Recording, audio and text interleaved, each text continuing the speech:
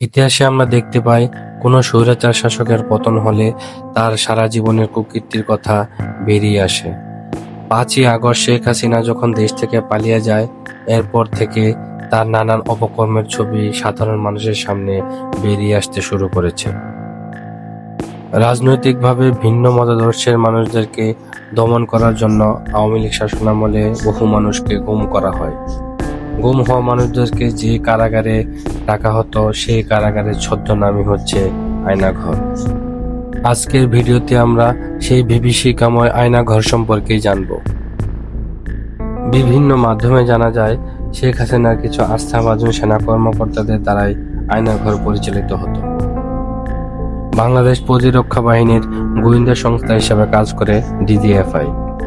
অভিযোগ রয়েছে, ডিজিএফআই এর কাউন্টার টেরোরিজম ইন্টেলিজেন্স ব্যুরো এই আয়নাঘর নামক কারাগারটি পরিচালনা করত।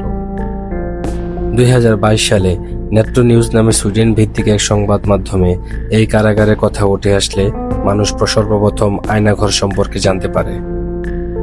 তবে শেখ হাসিনা সুরের শাসনের পতনের পর গুম হওয়া অনেক ব্যক্তি ফিরে আসে, যার কারণে আয়নাঘরের বিষয়টি আবার সামনে আসতে শুরু করে। আয়নাঘর ঢাকা সেনানিবাসেই অবস্থিত বলে ধারণা করা হয়। এই আয়নাঘরে বন্দীদের আটকে রেখে নির্মমভাবে নির্যাতন করা হতো। অনেকেই ধারণা করেন ডিজিএফআই সদর দফতরের ঠিক পেছনেই আয়নাঘর অবস্থিত।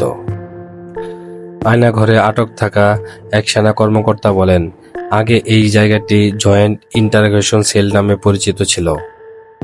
পরবর্তীতে এতে সংস্কার এবং বর্ধিত করে আয়নাঘর বানানো হয়। এতে মোট 16টি কক্ষ রয়েছে, যাতে মোটামুটি 30 জনের মতো বন্দীকে একসাথে আটকে রাখা যেত। আয়নাঘরের দায়িত্বে থাকা কিছু সামরিক কর্মকর্তা সম্প্রতি গোপন এই কারাগারের ছবি প্রকাশ করেছে। এইসব ছবি দেখলে বোঝা যায় এখানে থাকা নিরীহ বন্দীদের কি করুণ পরিণতি না হয়েছে। ছবিগুলো দেখলে দেখা যায় এসব ঘরে কোনো ধরনের কোনো জানালা থাকে না এবং প্রতিটি ঘরে একটি করে টয়লেট থাকে। এখানে থাকা বন্দীরা খুবই নির্মমভাবে জীবনযাপন করে। একদম অবরুদ্ধ একটি রুম থেকে কোনো ধরনের শব্দ বের হতে পারে না। এমনকি তাদেরকে এমনভাবে অবরুদ্ধ করে রাখা হয়, কখন দিন কখন রাত এটাও তারা বুঝতে পারে না। এসব কক্ষে দিনের পর দিন বন্দীদেরকে বিনা বিচারে আটকে নির্মম নির্যাতন করা হয়। সম্প্রতি ব্রিগেডিয়ার জেনারেল আজমি 12 বছর পর সেই বন্দিশালা থেকে ফিরে আসেন এবং ফিরে এসে দেখেন তার প্রিয়তমা স্ত্রী তার জন্য 10 বছর অপেক্ষা করার পর গত বছর বিয়ে করেছেন।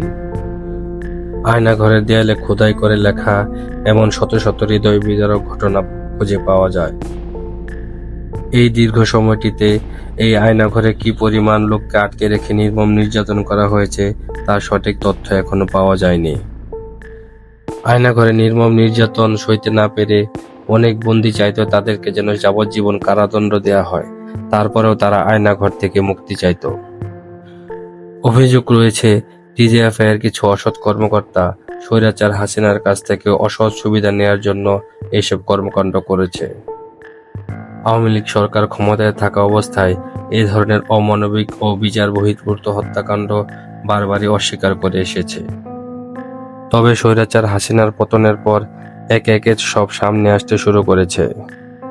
বাংলাদেশের এক শীর্ষস্থানীয় সংবাদ মাধ্যম থেকে জানা যায়, আয়নাঘর শুধুমাত্র ঢাকা সেনানিবাসেই নয়, দেশের অন্যান্য স্থানেও থাকতে পারে।